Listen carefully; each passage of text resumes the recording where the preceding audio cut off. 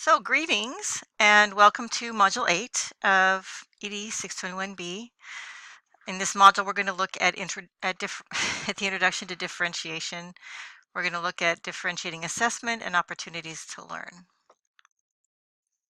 So this statement has been attributed to Einstein. That, if you judge a fish by its ability to climb a tree, it will live its whole life believing it's stupid. Everybody is a genius. Well, maybe not a genius, but certainly they have their own skills and abilities that we want to address in school and adjust accordingly. And that's pretty much what differentiation in UDL is all about. So we don't want to give everybody the same exam and expect the same results. So what is differentiation? Well, most of you are probably very familiar with the idea of differentiating.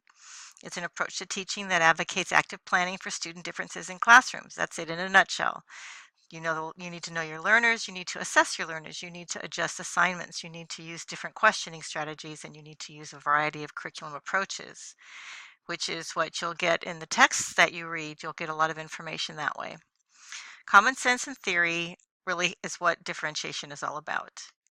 The idea of differentiating instruction to accommodate the different ways that students learn involves a hefty dose of common sense as well as sturdy support in the theory and research of education. So you need to know your students and you need to know your field. Many of you are familiar with universal design for learning. We're going to look at the three principles of them briefly of UDL. Representation, action, and expression and engagement as it relates to what you're going to be doing in the classroom with your lessons and students, even as you are mandated to teach a particular curriculum, for example. So we'll start with engagement. How are you going to stimulate your students and get them interested in what you want them to become an active member of? This very much has to do with affect and the socio-emotional state of your students and what kind of safe environment, what kind of encouraging environment that you provide for students to give them a place for learning. You're going to look at students' attitudes, interests, experiences, skills, knowledge, learning styles. You can look at their multiple intelligences and the way they process information analytically or global. I like this particular chart mainly because it helps students figure out different words for their feelings instead of I'm happy, I'm sad. But this is a differentiation chart as well, right? You have to learn how to articulate how you feel.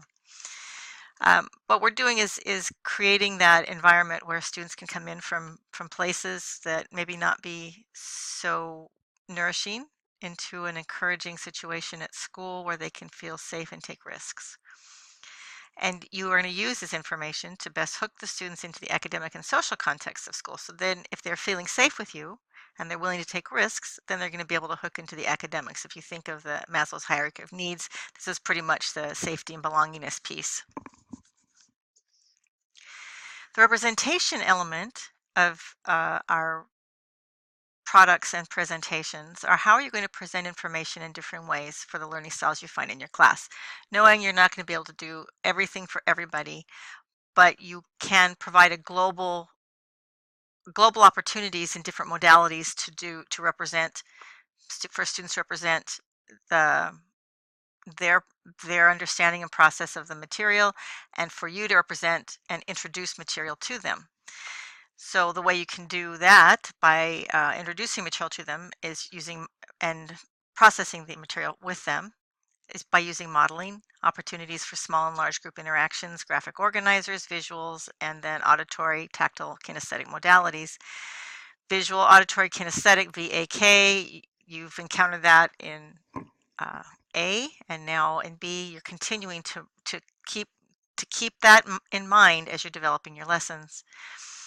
And with assessments, really, they say differentiate content, but what you're doing is giving them opportunities to process the content so that you can assess them toward your standards, but in different ways. So you provide level tiered materials. Let's say on the Civil War, you have leveled books. You're aiming for the goal, you're aiming for the objectives, but they're different paths to get there. Multi-option assignments, like we're going to see tic tac toe, choice, in which assignment to use to provide to do what you're asking the students to do. Simplified extension activities, tapping prior knowledge and experiences, always important. Expanding or simplifying text, videos, taped materials, computer programs, connecting and embedding culturally responsive themes. I spelled culturally wrong. So what you need to know about videos and tape materials and computer programs is that there is research coming out that it's fine to use those things, but the students by and large really respond better when they have interaction with the teacher, because that relationship, we go back to the prior experiential piece, the relationship with the teacher is critical to engaging students in learning. If they don't have a relationship with you, the reality of them connecting via video, computer programs is probably pretty limited. So this way you're providing students multiple avenues of access to the curriculum via a broad range of learning modalities and styles. Action and expression. How do you differentiate the way in which your students can express what they know? Again, this is more toward assessment, but if you're doing the curriculum the way you did it in representation, they're going to have more opportunities to provide you with evidence of learning. You can differentiate products by varying, modifying, or offering student choice regarding, and we just talked about choice, work samples, performance tasks, quizzes and tests, projects, oral presentations, graphic organizers, group and individual products, portfolios, and self-assessment, reflection, art, creative projects. All of these things can be embedded into even a single assessment task, especially performance tasks. So you can think about how you're going to engage a variety of learners in the assessment context. Evaluating products and assessment, you use rubrics. Rubrics are so very useful. Again, a misspelling, look at that, 2 R's. Criterion lists, negotiated criteria, varied checklists, and so on. So you can see by the graphic that there are many ways to get to the same place. And what you're trying to do is broaden the arena. You're opening the scope so that many students will feel successful and be successful. And it's not like, oh, we're giving everybody an award.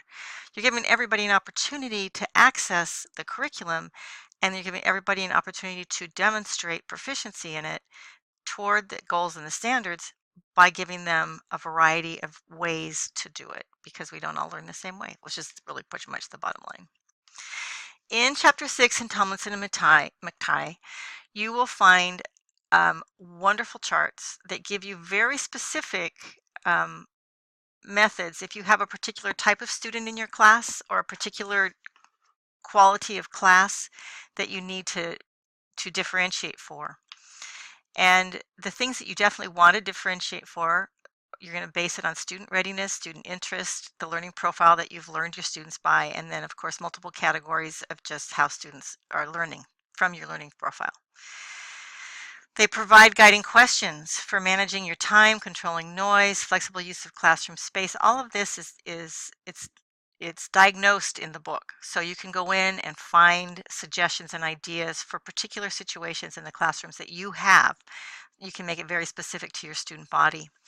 I'll give you an example of differentiating in a kindergarten classroom. I had a teacher who was a very traditional teacher, you know, and kindergarten teachers love putting things on walls and making them very colorful and stimulating. And he was in a village, and the students were extremely overactive in that classroom, and he was really having trouble with it. When he finally decided, and he had some collaboration work with his principal, to reduce the stimulation in the classroom. And so he put up only what was necessary. There were things on the wall. There was student work on the wall. He had centers, and he had some things on the wall, but very little. And it made a huge difference in how stimulated the students were in the classroom. They were able to settle down. They were able to sit at their tables and do their work projects. It made a huge difference. So just changing the level of stimulation in the classroom for that group of students made a big difference. The same thing for a high school group of students. The teacher dimmed the lights and had soft music playing for one particular group of his students, which really helped even out the energy level of that group. So you know that it's based on the body of your students and on individuals. So we've looked at 3 learning networks. You can't see the top of this slide. The recognition, strategic, and effective network. The how, what, how, and why of learning. We also as adults need to know why things are done. And so you'll get parents that want to know why some kids get to do different work than others. And you'll even have your students ask that question. How come Susie gets to do that and I don't get to do that? Why is it important? Because your student-teacher relationships contribute to student energy for learning. Then, as I said before, relationship is everything. The learning environment builds a context for learning. It builds bridges that connect learners to important context, knowing the students' backgrounds. Using the student's readiness allows for academic growth, so you can actually see and support their growth. Using student interest enlists student motivation, or accessing the student interests increases their motivation. I'm not sure what just happened. And student profiles enables efficiency of learning. So you as a teacher become more efficient when you have that information. Okay, so let's take a minute and look at differentiated assessment. One of the things you'll be doing probably with your students eventually is developing portfolios. And portfolios are collections of student work. How is that differentiated? Because you're going to be including snapshots of students' work over time. And consider that a portfolio looks like a photo album rather than a snapshot. So if you see George's understanding of day and night here, and then his subsequent understanding of day and night after the instruction, you can see the progress and the goal. This is what you're going to put in the portfolio.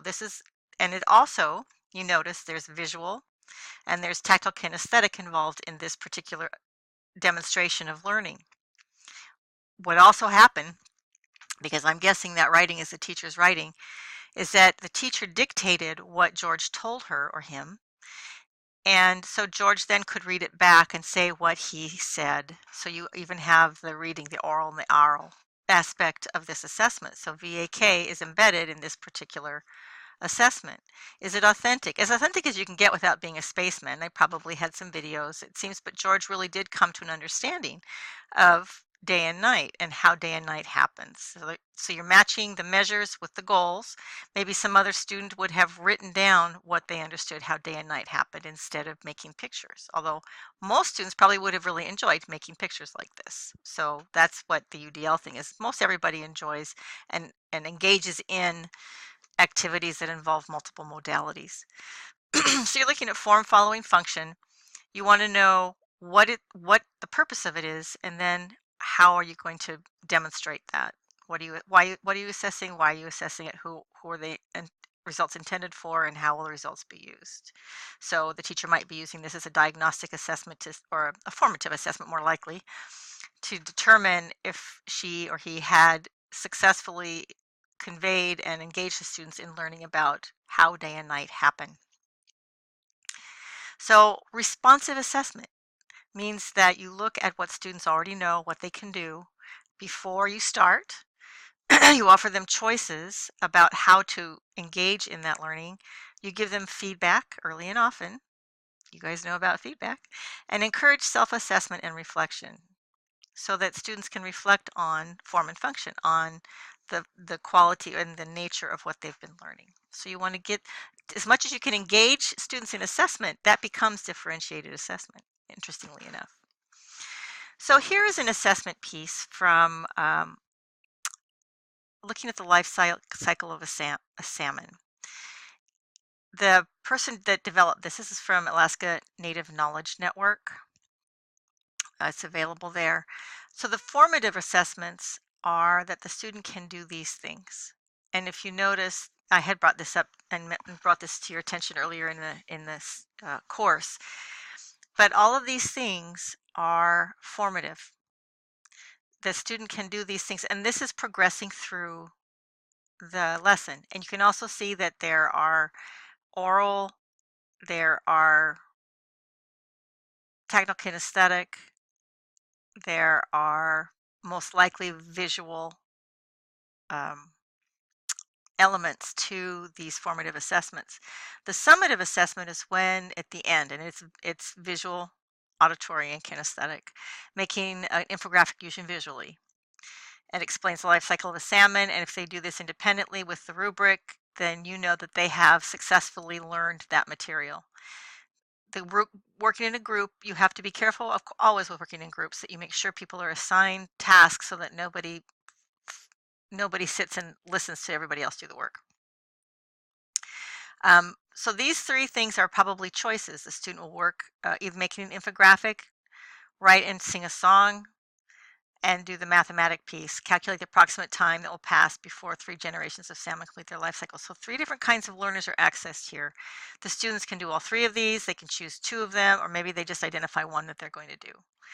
And then the post-assessment is similar to part of the summative assessment where they actually use, everybody does it visually, explains the life cycle of a salmon. In any case, what you're looking at is differentiated assessment. You're looking at ways that students can demonstrate their learning in a variety of ways and different modalities.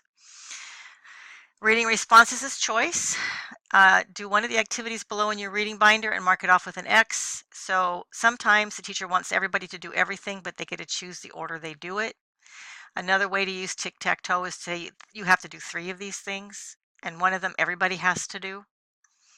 So the tic-tac-toe you can use in any content area. It's for choice and it's for modalities, the different kinds of modalities that students can demonstrate their understanding in. This is again choice. This has to do, the teacher wants everybody to do everything, but they get to choose when they do it, and there's only allowed to be 4 people at a time or 5 people at a time in a center. And so over the course of a week, a student gets to read with somebody, and they need to do their word work, and they need to read to self and listening. So you've got your reading centers and writing centers. So again, it's choice, but this is sort of a forced choice. Everybody gets to do everything, but you'll also see that there's an oral nature to it. I'm guessing that there is a kinesthetic and there is a visual involved in this. Put simply, brain-friendly differentiation is responding to the needs of all learners while maintaining high standards and expectations. We're not teaching content, we're teaching human beings. And we're not just teaching human beings, we're teaching individuals. So Caroline Tomlinson really focuses in on differentiated learning for individual students as well as groups and large groups. But she, like in UDL, say that 50% of your class will probably benefit from something you do for one student. So do it for many, because most of them will probably benefit from that as well. And this cartoon is an example of that. A little girl is talking to her principal and saying, or maybe it's her teacher, "As we start a new school year, Mr. Smith, I just want you to know that I'm an abstract sequential learner, and I trust you'll conduct yourself accordingly." So even though you will be aware of individual student differences, in order to meet the needs of a larger group of students, look for patterns. You're looking for ways to benefit more than just individual students. Tomlinson and McTighe have a quote in the book, in the Differentiated Instruction book, that I just love. "A teacher is something like a jazz musician. The teacher uses many elements and approaches, sometimes planned and sometimes improvisational, to convey the message of the melody. It takes practice to be a good jazz musician, a sense of timing, sensitivity to the meanings of the music, a tolerance for ambiguity and creativity. The jazz musician never loses the melody, but expresses it in many ways. That skill set is not unlike that of a teacher in a differentiated classroom, whose instruction is both planned and improvisational. That teacher is always aware of the melody, the curriculum goals, but finds many different ways to the melody." And so those are the patterns you're looking for. What are the riffs on the main theme that you're going to make when you're teaching a variety of students in your classroom? So the next steps for this last section of your unit is to, of course, read, view, and apply the content of Module 8. Watch the videos by Tomlinson and others. They're very helpful. And she has a very good perspective on what it means, and it's not antithetical to UDL or multiple intelligences. It all fits together. Add notes and ideas in response to the question prompts in the Module 8 note-taking guide based on the Module 8 materials. There's no extra screencast in this case because it's all about differentiation and brain-based learning. Post the completed note-taking guide to the assignment Dropbox. And then using the material and the information that you've thought about and accessed in this module, you need to identify alternate differentiated assessments and learning adaptations to each lesson in the unit. Include visual, audio, kinesthetic representations, universal design for learning, multiple intelligences, which is what the M was starting to be there, as well as reading, writing, speaking, and listening activities that you need to always include to support every lesson. Make sure the learning opportunities in the lessons for your unit are logically sequenced and scaffolded. There's a little screencast for that, just a little overview. For progressive student learning, and scaffolding is very, very critical for your entire unit and for each lesson, because one builds on the other. For this section, please highlight everything in red that's new. So obviously what you're going to submit basically will be in red. The final UBD unit will be completed after you're done with your revisions. To finalize your UBD unit, you're going to go to the top, specify and describe your classroom demographics, the first part of the cover page. Make sure the entire cover pages are complete. You have a cultural capital reflection at the bottom of the unit. In there, discuss how the content and strategies used in your unit utilize your students' own cultural capital and support their access to mainstream cultural capital represented in the school. And you can go back and look at the PowerPoint in the module 5 if you need to. Make sure your assessment rubrics, your checklists, and your graphic organizers for each lesson are attached as appropriate. Submit your final and revised UBD unit to the assessment Dropbox, and then you're finished. Thank you for your hard work during this intensive class. You've all worked very hard to create a meaningful and useful Understanding by Design unit. I look forward to your products.